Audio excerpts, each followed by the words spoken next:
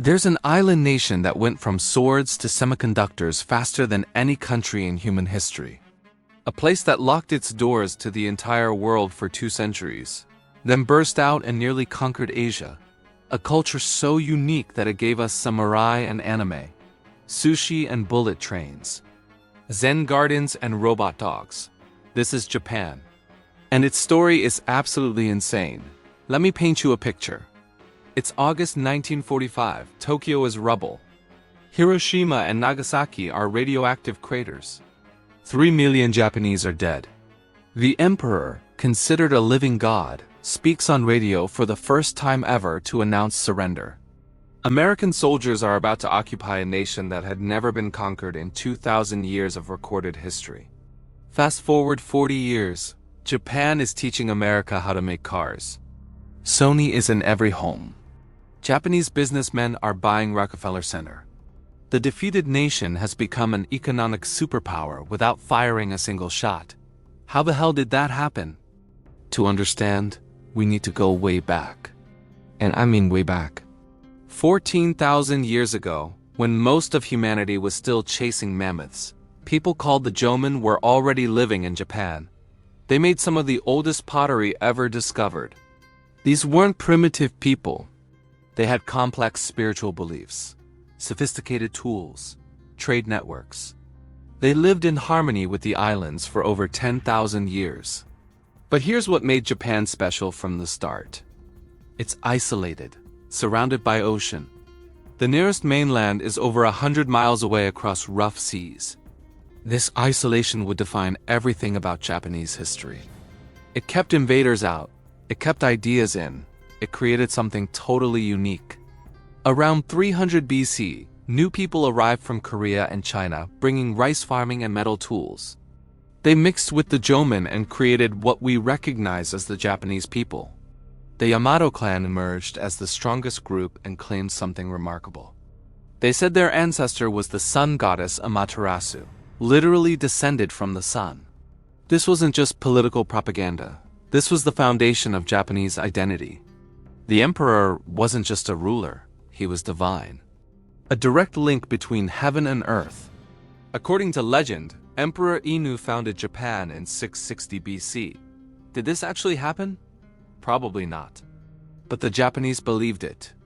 And that belief created an unbroken imperial line that continues today. Think about that. The current Emperor Naruhito is officially the 126th emperor in an unbroken chain going back over 2,000 years. No other monarchy on earth can claim that.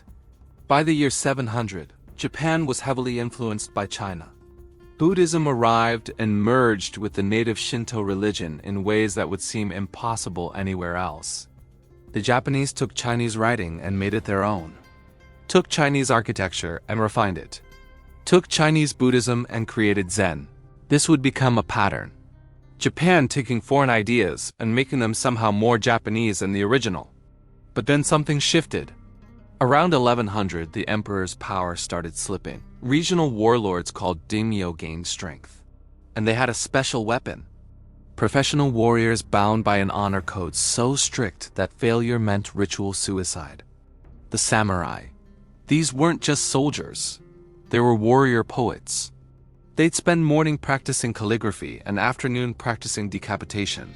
They carried 2 swords, the katana for battle, the wakizashi for suicide, if they dishonored themselves. Their code, bushido, demanded absolute loyalty, incredible courage, and the willingness to die at any moment. For 700 years, the samurai dominated Japan. In 1192, a samurai leader named Minamoto Yoritomo did something revolutionary. He kept the emperor in place but took all real power for himself. He became the shogun, the military dictator. The emperor remained divine but powerless, a figurehead praying in Kyoto while the shogun ran the country from Kamakura. This split between ceremonial authority and actual power became quintessentially Japanese. Even today, Japanese companies often have figurehead presidents, while real decisions get made by consensus in back rooms. The form matters as much as the function. For centuries, different samurai clans fought for control. The Mongols tried to invade in 1274 and 1281. Both times, massive storms destroyed their fleets. The Japanese called these winds kamikaze, divine winds, proof that Japan was protected by the gods. By the 1500s, Japan was in total chaos, the Warring States period. Hundreds of daimyo fighting endless battles. Samurai armies marching across rice fields, peasants caught in between. Then three men changed everything: Oda Nobunaga, Toyotomi Hideyoshi, Tokugawa Ieyasu. Nobunaga started reunification through absolute brutality. He burned entire Buddhist temples with monks inside. Hideyoshi continued the work and dreamed of conquering China. Ieyasu finished the job and did something nobody expected. He slammed the door shut. In 1633, the Tokugawa shogunate closed Japan. No Japanese could leave, no foreigners could enter. Christianity was banned. Foreign books were banned. For over 200 years, Japan became a hermit kingdom.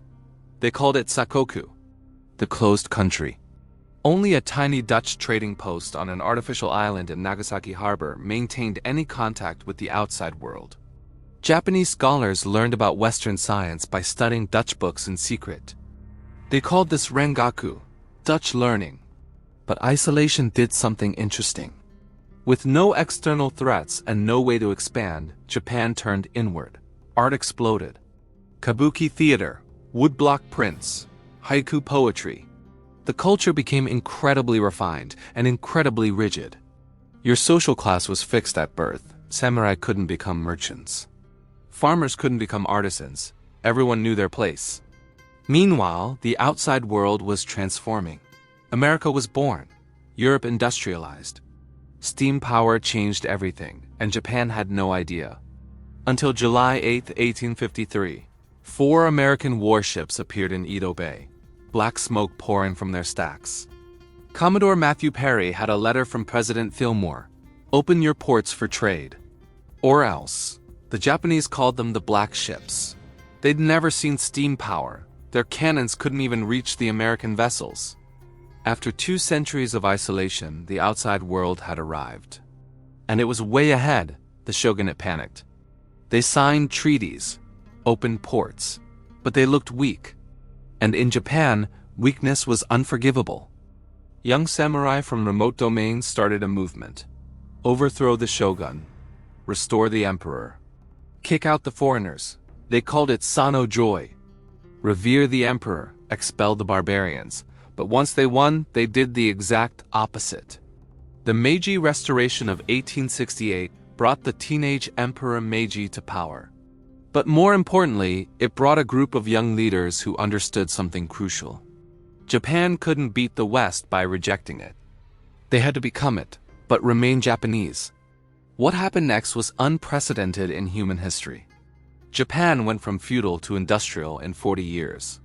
They sent students worldwide, studying British Navy, German Army, American business, French law. They brought back everything and adapted it. Samurai cut their top knots and put on Western suits. The government built railroads and telegraph lines. They created a modern military. Universal education. Industrial factories. They took centuries of Western development and compressed it into decades. By 1905, Japan shocked the world by defeating Russia in war. An Asian nation had beaten a European power. Impossible, but Japan did it. The speed of change was traumatic. Imagine your grandfather wearing armor and carrying swords while you work in a modern factory. That's how fast Japan transformed. But modernization created appetite for expansion. Japan had no natural resources, no oil, no rubber, no iron. If they wanted to be a great power, they needed an empire. Korea fell in 1910, Manchuria in 1931, China in 1937. Each conquest was brutal. The rape of Nanking, comfort women, biological experiments on prisoners. The same culture that created flower arrangement and tea ceremony also created Unit 731. By 1941, America cut off oil exports to protest Japanese expansion. Japan had a choice: back down or attack. On December 7, they chose attack. Pearl Harbor was a tactical victory and strategic disaster. Japan awakened a giant. They knew they couldn't win a long war. The plan was to grab territory quickly, then negotiate peace. But Americans don't negotiate after sneak attacks. The Pacific War was hell, island by island. Iwo Jima, Okinawa. Japanese soldiers fought to the death rather than surrender. Kamikaze pilots crashed into ships. Civilians jumped off cliffs rather than be captured. The American military estimated that invading Japan would cost 1 million American casualties and 10 million Japanese deaths. Then came the atomic bombs. Hiroshima, August 6th, Nagasaki, August 9th. The emperor spoke on radio. Japan surrendered. The occupation that followed was bizarre. General MacArthur ruled like a shogun. He kept the emperor but stripped him of divinity, wrote a pacifist constitution, gave women the vote, broke up the Zaibatsu corporations, redistributed land to farmers. Americans expected resentment. Instead, Japanese studied their conquerors like they once studied the Dutch. What made America strong? Business, technology, democracy, baseball. Okay, we'll take all of that. The Korean War in 1950 turned Japan into America's unsinkable aircraft carrier. American money poured in. Japanese factories supplied the war effort.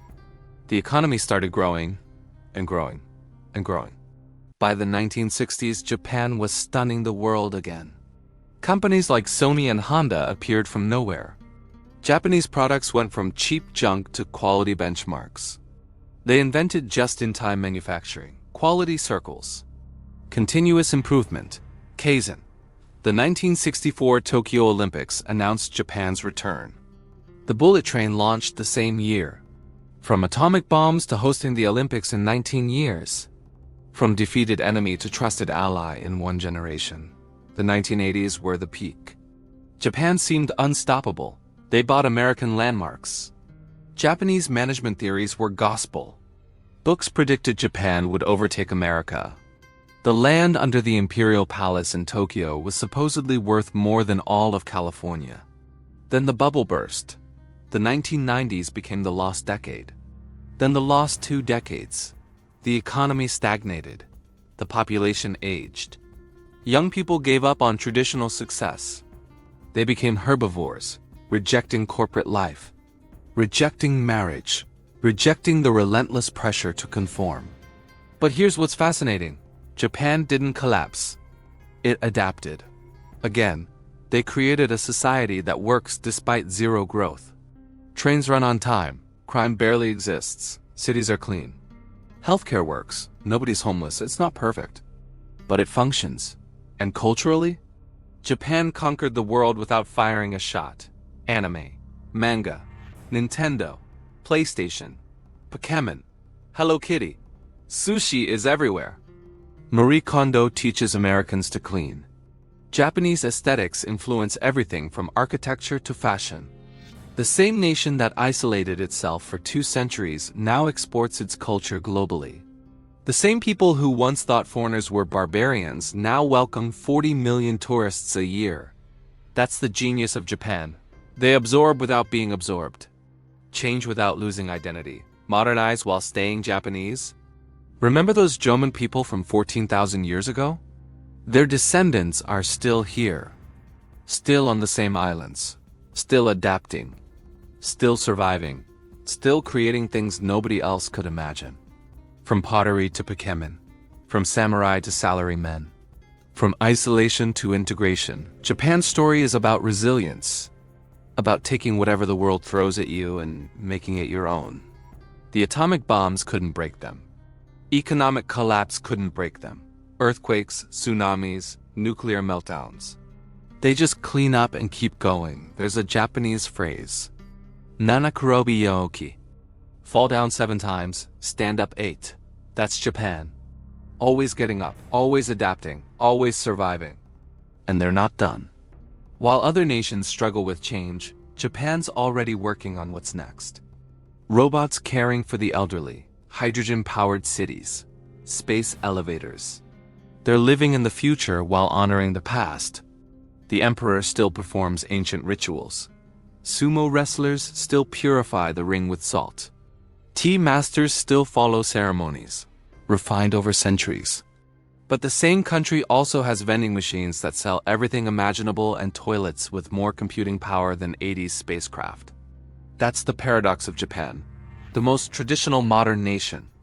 The most modern traditional nation. A place where a 1,000-year-old temple sits next to a neon-lit pachinko parlor, and nobody finds it strange. They took isolation and made it identity.